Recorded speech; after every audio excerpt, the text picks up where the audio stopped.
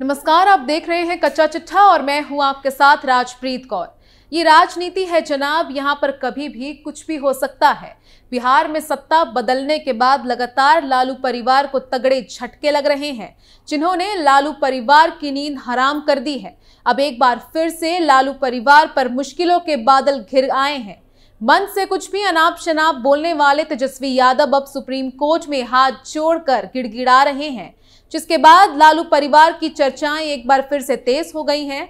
तो क्या कुछ है पूरा मामला और क्यों तेजस्वी यादव को सुप्रीम कोर्ट में मांगनी पड़ी है माफी, इसी का पूरा कच्चा चिट्ठा खोलेंगे।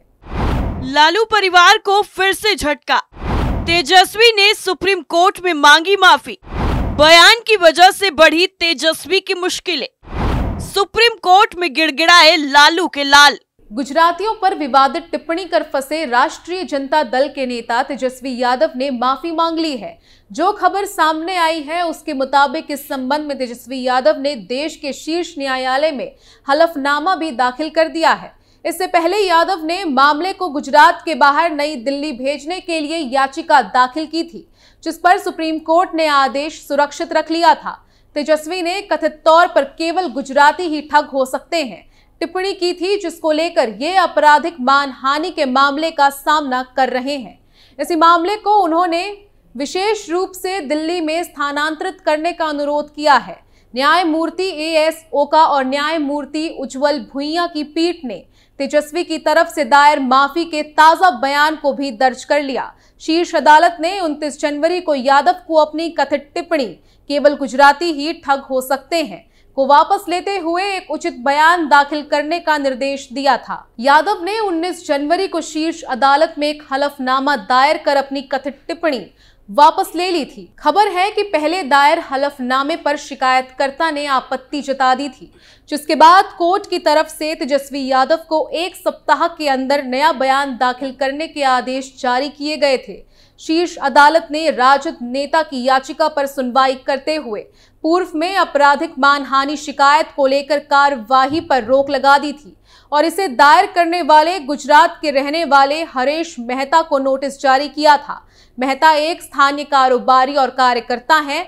कथित आपराधिक मानहानि के लिए तेजस्वी के खिलाफ भारतीय दंड संहिता आईपीसी की धारा 499 और 500 के तहत मुकदमा दर्ज किया गया था। शिकायत के मुताबिक यादव ने मार्च 2023 में पटना में मीडिया से बात करते हुए कहा था, वर्तमान स्थिति में केवल गुजराती ही ठग हो सकते हैं और उनकी धोखाधड़ी माफ कर दी जाएगी। बिहार के तत्कालीन उप मुख्यमंत्री ने कथित तौर पर कहा था, अगर वे एलआईसी या बैंकों का पैसा लेकर भाग गए तो कौन जिम्मेदार होगा। मेहता ने दावा किया कि यादव की टिप्पणियों ने सभी गुजरातियों की मानहानि की है।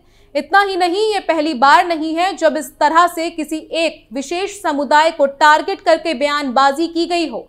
इससे पहले राहुल गांधी से लेकर बाकी कुछ नेताओं ने भी ऐसे ही बयानबाजी की थी। दरअसल प्रधानमंत्री नरेंद्र मोदी के खिलाफ अपमानजनक टिप्पणी करने को लेकर अक्सर विपक्षी दलों के नेता सुर्खियों में बने रहते हैं। इनमें राहुल गांधी का अव्वल स्थान है। इस बीच में कांग्रेस पार्टी के पूर्व अध्यक्ष की तरफ से पीएम मोदी के खिलाफ की गई एक और टिप्पणी सुर्खियों में है। दिल्ली हाईकोर्ट ने उनकी उस टिप्पणी पर सख्ती दिखाई, जिसमें उन्होंने प्रधानमंत्री को जेब कतरा कहकर संबोधित किया था।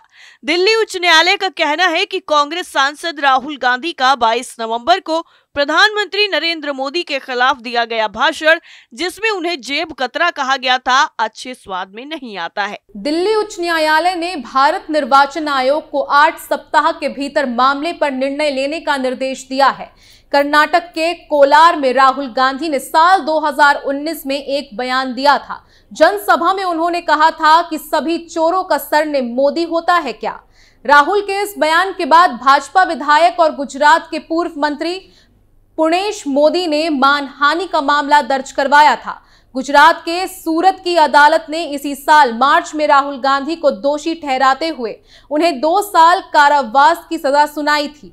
राहुल गांधी अगले ही दिन लोकसभा सदस्य के रूप में आयोग घोषित कर दिए गए थे। सुप्रीम कोर्ट ने मोदी सरनेम वाले आपराधिक मानहानि मामले में 4 अगस्त को राहुल गांधी की दोष सिद्ध को निलंबित कर दिया था। इसके बाद लोकसभा सचिवालय ने 7 अगस्त को एक अधिसूचना जारी करते हुए राहुल गांधी की लोकसभा सदस्यता बहाल कर दी थी। निर्वाचन आयोग ने दलों से ऐसा नहीं करने को कहा। निर्वाचन आयोग ने राजनीतिक दलों के नेताओं से भाषणों में दिव्यांग व्यक्तियों के बारे में अपमानजनक शब्दों का इस्तेमाल नहीं करने को कहा है। निर्वाचन आयोग ने कहा है कि किसी भी राजनीतिक दल के सदस्य और उनके उम्मीदवारों को अपने भाषण में दिव्यांग व्यक्तियों के लिए ऐसे शब्दों का इस्तेमाल उनके अपमान के रूप में समझा जा सकता है। राजनीतिक दलों को जारी एक परामर्श में निर्वाचन आयोग ने कहा कि लोकतंत्र की नींव चुनावी प्रक्रिया में सभी समुदायों के प्रतिनिधित्व में निहित है। परामर्श में कहा गया है कि विशेष रूप से दिव्यांगजनों की समान भागीदारी सुनिश्चित करना भारत निर्वाचन आयोग (ECI) के लिए अहम प्राथमिकता रही है, जिससे समझौता नहीं किया जा सकता। निर्वाचन आयोग नए सिरे से एक बार फिर सख्ती से चुनावों में पहुंच और समावेश के सिद्धांत को बढ़ावा देने का प्रयास कर रहा है। इतना ही नहीं, अभी हाल ही में सुप्रीम कोर्ट ने कांग्रेस नेता पवन खेड़ा की एक याचिका को खारिज कर दिया, जिसमें प्रधानमंत्री नरेंद्र मोदी के खिलाफ आपत्तिजनक टिप्पणी के मामले में उनके खिलाफ आपराधिक कार्रवाई को रद्द करने से इनकार करने के इलाहाबाद उच्च न्यायालय के फैसले को चुनौती दी गई थी। न्यायमूर्ति BR गवई और न्यायमूर्ति संदीप मेहता की पीठ ने कहा कि वो उच्च न्यायालय के आदेश में हस्तक्षेप करने की इच्छुक नहीं है। उच्च न्यायालय ने पिछले साल 17 अगस्त को खेड़ा की याचिका खारिज करते हुए कहा था कि मामले के जांच अधिकारी ने जो सबूत जमा किए हैं उनका मामले को रद्द करने के लिए दंड प्रक्रिया संहिता CRPC की धारा 482 के तहत दायर याचिका में आकलन नहीं किया जा सकता। शीर्ष अदालत ने प्रधानमंत्री मोदी के खिलाफ कथित रूप से आपत्तिजनक बयान देने के लिए असम और उत्तर प्रदेश में खेड़ा के खिलाफ दर्जन 3 प्राथमिकताओं को पिछले साल 20 मार्च को मिला दिया था और उनकी अंतरिम जमानत बढ़ाते हुए मामले को लखनऊ के हजरतगंज थाने में स्थानांतरित कर दिया था। लखनऊ की अदालत ने मामले में खेड़ा को जमानत दे दी थी। खेड़ा ने कथित बयानों के लिए अदालत में बिना शर्त माफीनामा दिया है। बता दें कि कांग्रेस प्रवक्ता पवन खेड़ा ने प्रधानमंत्री का पूरा नाम बोलते हुए उनके पिता का गलत नाम बोल दिया था। हालांकि उन्होंने गलती सुधारी भी थी, मगर बाद में फिर से गलत नाम लिया और तंज कस दिया था। पवन खेड़ा के बयान पर खूब बवाल भी मचा था। बीजेपी ने पवन खेड़ा पर हमला बोलते हुए कहा था कि जिस प्रकार से कांग्रेस ने पीएम के पिता का मजाक उड़ाया है वो निंदनीय है। पवन खेड़ा ने ये बयान उस वक्त दिया था जब वो अडानी समूह से जुड़े विवाद में बोल रहे थे। प्रधानमंत्री नरेंद्र मोदी के विरुद्ध विवादित बयानबाजी करके कांग्रेस के प्रवक्ता पवन खेड़ा मुश्किलों में फंस गए हैं। इस मामले में देश के 2 राज्यों में उनके खिलाफ FIR दर्ज हुई थी, एक उत्तर प्रदेश में तो दूसरी असम में। वहीं दूसरी तरफ असम के मुख्यमंत्री हेमंत बिस्वा और कांग्रेस महासचिव प्रियंका गांधी वाड्रा को चुनाव आयोग ने कथित चुनाव आचार संहिता उल्लंघन को लेकर नोटिस भेजा। चुनाव आयोग ने दोनों नेताओं को नोटिस का जवाब देने को कहा। चुनाव आयोग ने इसके साथ साथ चेतावनी दी है कि अगर दोनों नेता समय सीमा समाप्त होने से पहले जवाब नहीं देते हैं तो ये मान लिया जाएगा कि उनके पास जवाब देने के लिए कुछ नहीं है और उनसे दोबारा संपर्क किए बिना उचित कार्रवाई की जाएगी। कांग्रेस ने चुनाव आयोग को दी अपनी शिकायत में आरोप लगाया था कि शर्मा ने बीते हफ्ते छत्तीसगढ़ में एक चुनाव प्रचार के दौरान एकमात्र मुस्लिम मंत्री मोहम्मद अकबर पर निशाना साधा था। 18 अक्टूबर को छत्तीसगढ़ के कवार्थ में अपने भाषण के दौरान शर्मा ने कथित तौर पर अकबर पर टिप्पणी की थी। हेमंत शर्मा ने 18 अक्टूबर को छत्तीसगढ़ के कवार्थ में अपने भाषण के दौरान अकबर पर निशाना साधते हुए कहा था, यदि अकबर को नहीं हटाया गया तो माता कौशल्या की भूमि अपमानित हो जाएगी। एक अकबर कहीं आता है तो 100 अकबर बुलाता है। अंततः जितनी जल्दी हो सके उसे विदा करो, अन्यथा माता कौशल्या की भूमि अपवित्र हो जाएगी।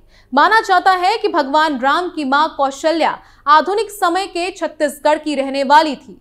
निर्वाचन आयोग ने शर्मा को नोटिस जारी करते हुए चुनाव आचार संहिता के एक प्रावधान की याद दिलाई, जिसमें कहा गया कि कोई भी पार्टी या उम्मीदवार किसी भी ऐसी गतिविधि में शामिल नहीं होगा जो मौजूदा मतभेदों को बढ़ा सकती है, आपसी नफरत पैदा कर सकती है या विभिन्न जातियों व समुदाय धर्मों या भाषाओं के आधार पर तनाव पैदा कर सकती हो।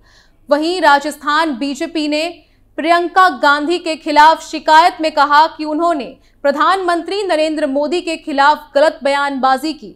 भारतीय जनता पार्टी ने प्रियंका पर राजस्थान में चुनाव प्रचार के दौरान झूठे दावे करने के लिए प्रधानमंत्री नरेंद्र मोदी की निजी धार्मिक आस्था का उल्लेख करने का आरोप लगाया था और निर्वाचन आयोग से उनके खिलाफ कार्रवाई करने का आग्रह किया था। यानी कुल मिलाकर यह बयानबाजी का सिलसिला काफी पुराना है और अब तेजस्वी यादव को इसमें माफी मांगनी पड़ी है। आपका क्या मानना है, कमेंट करके जरूर बताएं। कच्चा चिट्ठा में फिलहाल के लिए बस इतना ही। बाकी तमाम खबरों के लिए देखते रहिए कैपिटल टीवी। नमस्कार।